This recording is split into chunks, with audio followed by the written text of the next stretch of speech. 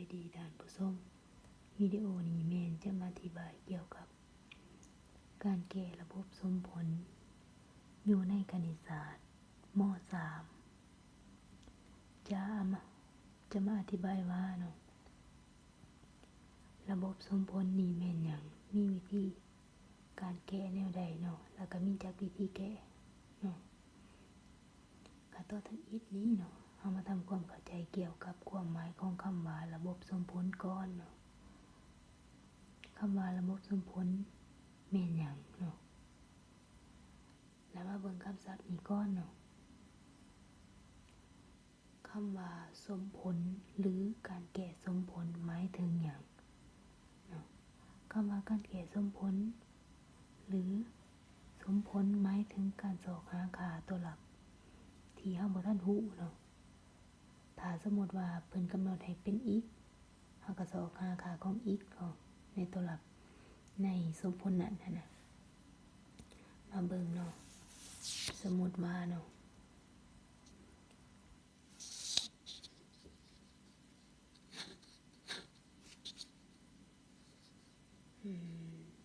x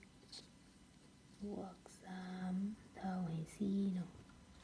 นี่เขาเอิ้นว่าสมผลเนาะสมผลขันหนึ่งหรือสมผลธรรมดาที่มีตัวหลักเป็น x เนาะถ้าว่าเพิ่นกำหนดให้ y เนาะเป็นตัวหลักบวก3เท่ากับ4นี้เนาะนี่ก็แม่นสมผลเนาะที่มีตัวหลักเป็นy เนาะแล้วเนาะทั้งหมดนี้เนาะเอิ้นว่าสมผลขันหนึ่งหรือว่าสมผลธรรมดาบัดนี้เนาะเฮามาทำความเข้าใจเกี่ยวกับคำว่าระบบสมผลเนาะระบบสมผลหมายถึงหยังระบบสมผลหมายถึงการสอกหาตัวหลักเนาะที่เฮาบ่ทันรู้จังได๋ก็จึงเอิ้นว่าระบบสมผลเนาะ x บวก3เท่า4นี้เอิ้นว่าสมผล y บวก3เท่า4นี้เอิ้นว่าสมผลเนาะแต่เป็นสมผลขันหนึ่งเนาะเอา2อันนี้เนาะมารวมเข้ากันเนาะเป็นระบบสมผลเนาะคำว่าระบบสมผลเนาะ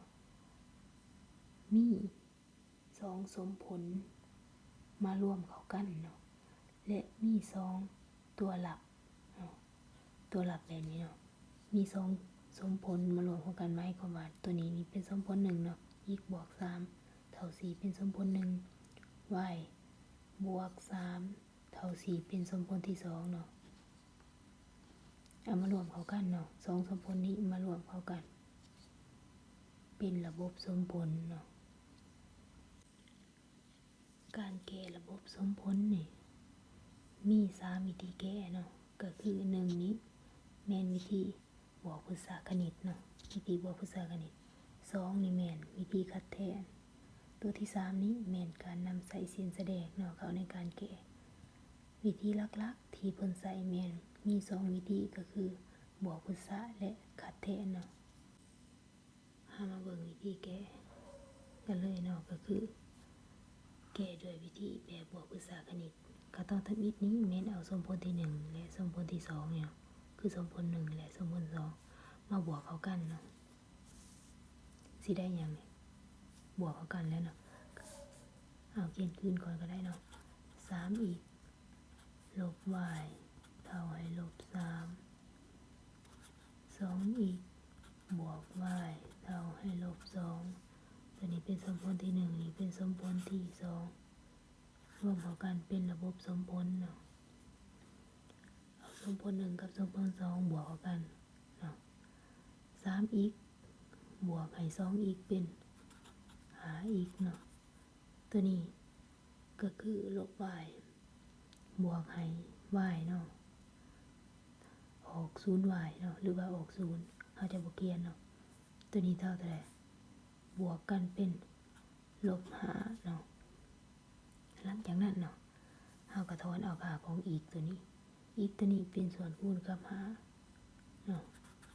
เวลาเฮาถอนเอาค่าของอีก5ตัวนี้สิกลายเป็นส่วนหารเนาะ ลบหาหารหาได้ลบหนึ่งเนาะหรือว่า x เท่ากับลบหนึ่งฉะนั้นค่าของ x แม่นเท่าลบหนึ่งเนาะบัดนี้เนาะเอามาเบิ่งค่าของ y เนาะมาเบิ่งค่าของ y ค่าของ y ถ้าหากว่าอยากได้ค่าของ y นี่เนาะต้องเอาค่าของ x นี้ไปแทนใส่สมผลหนึ่งหรือสมผลสองก็ได้เนาะแล้วแต่เนาะเอาสอบค่า y เนาะเอาค่าของ x เท่าไหร่ x เท่าลบหนึ่งเนาะx เท่าลบหนึ่ง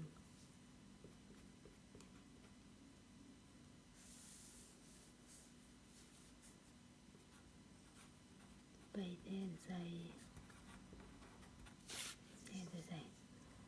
ส่สมผลสองเนาะตัวไหนเป็นสมผลสองตัวนี้เนาะสมผลสองเนาะ2x บวก y เท่าลบสองเข้ากับเขียนขึ้นก่อนเนาะ2x 2x บวก y เนาะโมเมนต์ลบ y เท่าให้ลบสองค่าของ x ของเฮามีค่าเท่ากับลบหนึ่งบอนได้มีอีกอยู่ในสมผลนี้เนาะเอาลบหนึ่งนี้ไปแทนใส่สิได้ยังสองลบให้หนึ่งเหมือนเดิมบวกให้ y เท่าให้ลบสองเนาะสองคูณให้หนึ่งเท่าลบสองบวก y เท่า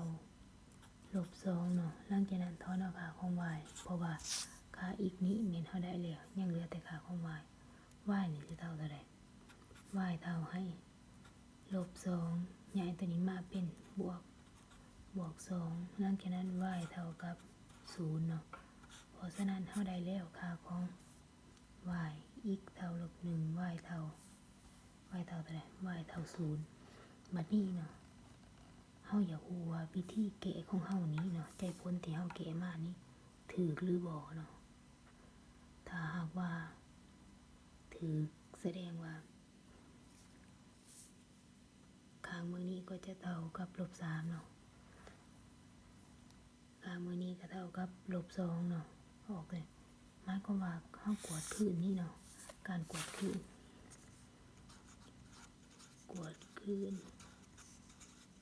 ใจผลเนาะวิธีการกวดคืนนี้แมนเอา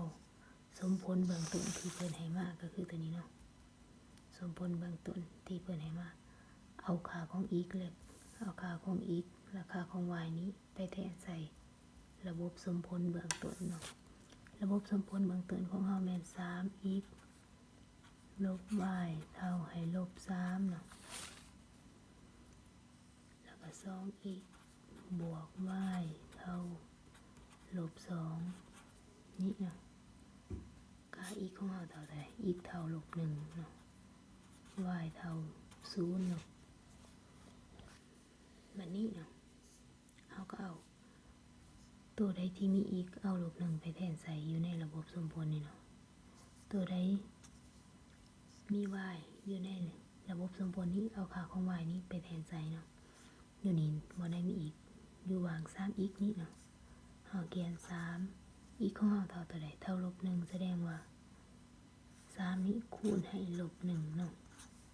y ของเฮาเท่ากับ0ลบให้0เท่าให้ลบ3ค่าตัวนี้เนี่ย 2x เนาะ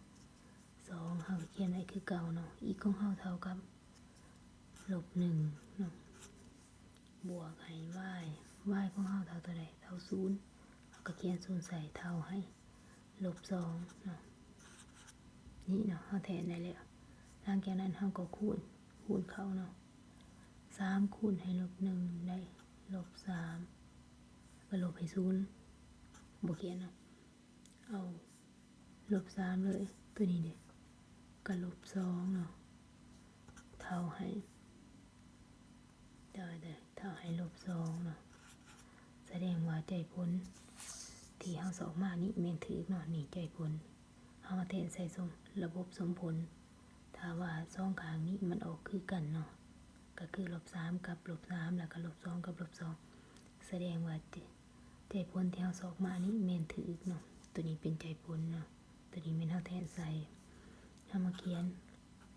ใจผลของสมผลเนาะ s นี้แม่นใจผลแม่นเท่ากับ x เท่า1x เท่า-1เนาะ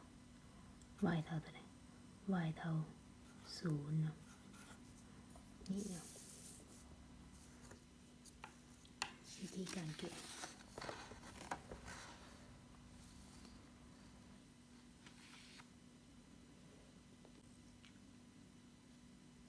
วิธีการแก้สมผลก็เบิดเพียงส่ำนี้เนาะถ้าหากว่าน้องๆเนาะบ่เข้าใจเนาะก็คอมเมนต์ลงใต้คลิปวิดีโอนี้ไว้เนาะแล้วจะมาตอบถ้าหากว่าคลิปนี้เนาะมีประโยชน์เนาะขอให้ท่านผู้ชมหรือว่าน้องๆที่เขามาเบิ่ง